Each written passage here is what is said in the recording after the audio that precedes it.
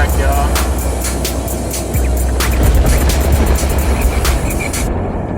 K99. If it sounds a little funny, and I know it may, it's because I'm doing this show from my car on my way to Atlanta.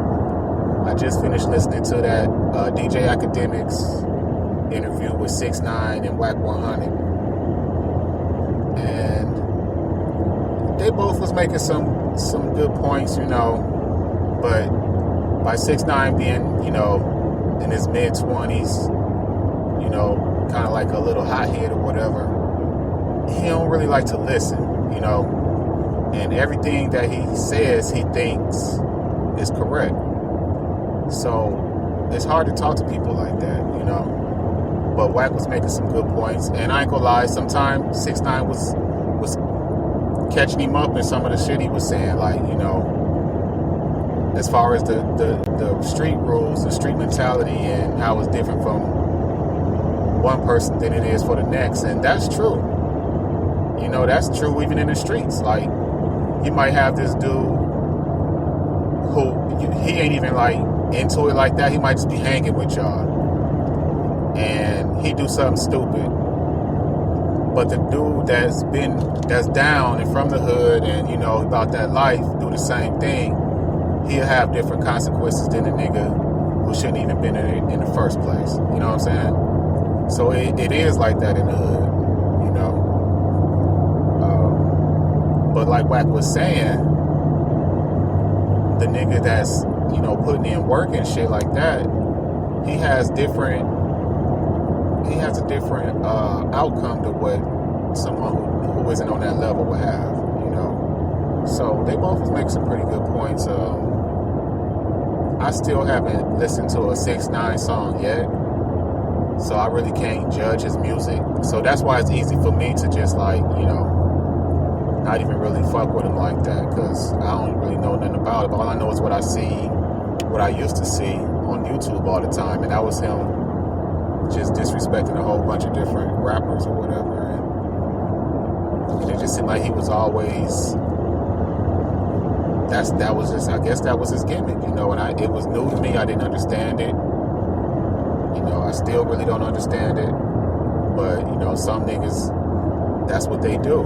And now the more that I think about it, I mean, it's like back in the day when people used to put out hip-hop albums and they would talk about the rappers that's on top. Not even back in the day, to this day, a nigga try to shoot you from the top, you know what I'm saying? So that kind of like what 6ix9ine doing. He like talking all this shit about people he don't really know. He just trying to, you know, seem like climb up to the top spot or whatever. But yeah, I know that I really don't, you know, I don't know. I just don't fuck with him like that, you know what I'm saying? And I understand what he's saying too, as far as the people that he was hanging with doing what they did to him. But that's what, you know what I'm saying? I hate to put it like this, but that's what niggas in the hood do to hoe ass niggas. You know, they treat him just like he got treated. Like, if you in the hood and you this hoe ass nigga, and you trying to hang with the big boys, and the big boys know that you not ever go get them to that level, but you got money or whatever you trying to buy your way into hanging around, the nigga go use you up. They go rob you. All that shit that happened to him, that's what's gonna happen to anybody in the hood that ain't even supposed to be there, that's trying to act like they from there. So you want to rep this shit? Okay, well, we gonna show you what this shit really about. And that's what happened to him. So, you know, that's the same thing that any soft ass nigga from the hood would have did. They would have called the police and they would have testified on the motherfucker. Even if he didn't call the police, if the police came to him and be like, look, we got you in this picture with these niggas, you know, we indicting all y'all, that nigga go tell. It ain't even got to be that serious. The police could just ride down on a nigga. He might have a suspended license and tell on every damn body. So, I don't know. I have mixed feelings about this shit. I still don't really, I don't like fuck around on that side of the fence. You know, do I have niggas that I know that has, you know, told on each other or whatever like that? Yeah. mean, who don't? If you from that life, you know what I'm saying? It's gonna be shit like that happen. And then it happens like, well, he's 26, I think he said. It happens like around that age. Then 20 years later, you know, you just like, okay, I can kind of understand where he came from, but, you know, I just distance myself from that shit. Or you have some people that be like, oh, that was 20 years ago, he had changed, man. Or you have some people that be like, that was 20 years ago, that shit old. And they'll fuck with the nigga when he get out of jail or whatever. You know, it all depends on the individual. But you can't be going around poking motherfucking all these different bears in their motherfucking chest and think one of them ain't gonna swipe your ass. That's what the fuck 6ix9ine was doing. He was playing with the wrong crowd of people, you know. But yeah.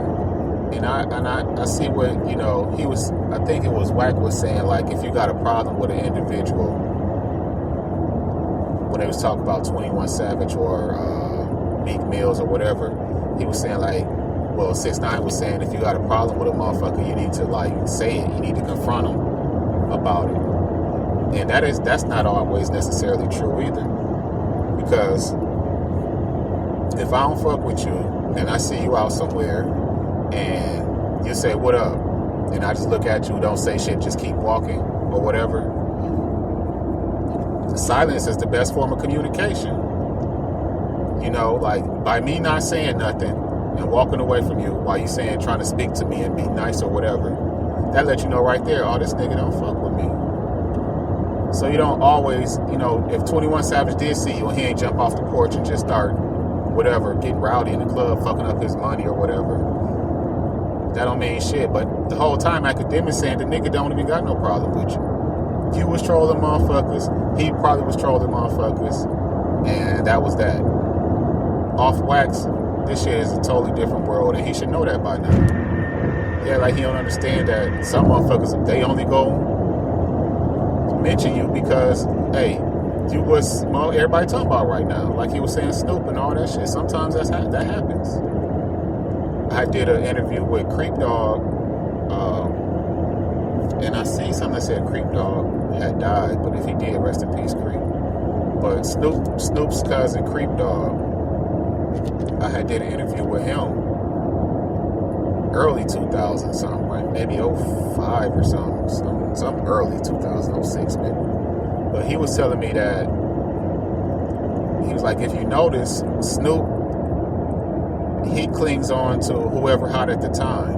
You know what I'm saying? That's how he stay relevant. Like, when Wiz Khalifa came in the game, this was before Wiz, but just for example, when Wiz Khalifa came in the game, Snoop hooked up with Wiz and they did big things. You know what I'm saying?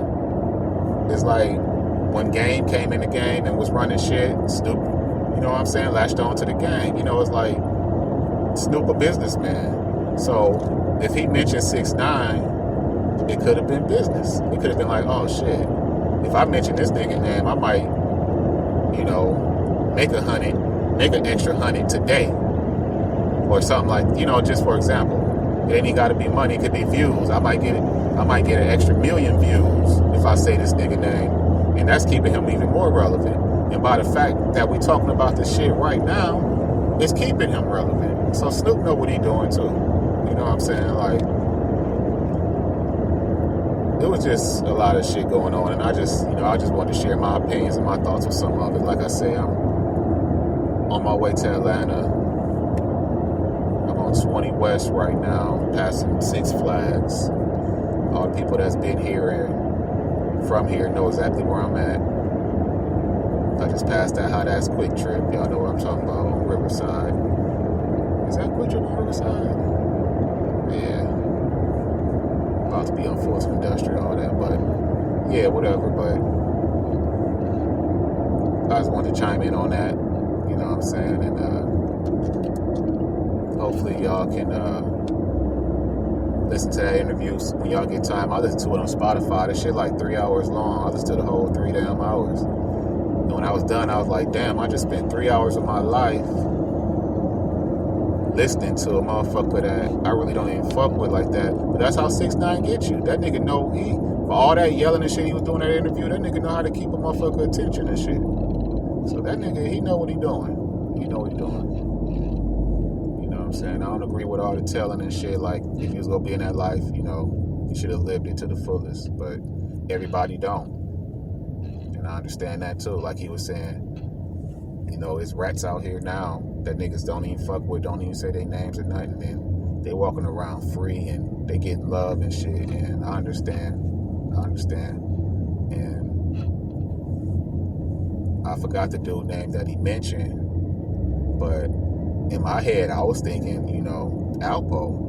You know, Alpo, he don't like he worried about a damn thing. And this nigga told about everybody he killed. That nigga ain't hold back. He told about everybody he killed in detail. And the nigga got out and motherfuckers showing him love. It ain't just him. He just like in the spotlight. But it's a lot of motherfuckers like him that's out here. And I understand that part of what 6ix9ine was saying, I do understand. You know what I'm saying? But yeah, y'all. K99 Bottom Theory TV. You can subscribe to my YouTube page. That's where you can see my video and not just listen to the audio. You won't see this on there because I'm recording this right here in my car. And I don't have the video playing right now. So, yeah, I'm not your average podcaster. Sometimes you go hear me on that good mic. Sometimes you go hear me on a muffled mic. Sometimes it's going to sound like I'm talking through a McDonald's cup. You'll be like, what the fuck is going on? What is this budget looking like? But, you know, when I gotta get something out, I gotta get it out, and I'm learning to do that. So yeah, I just put out a whole thing on the Beat Street breaking. I got a small sample here on Spotify, Apple Music, and all those other platforms. But I have the video of where I like really went into what I was talking about.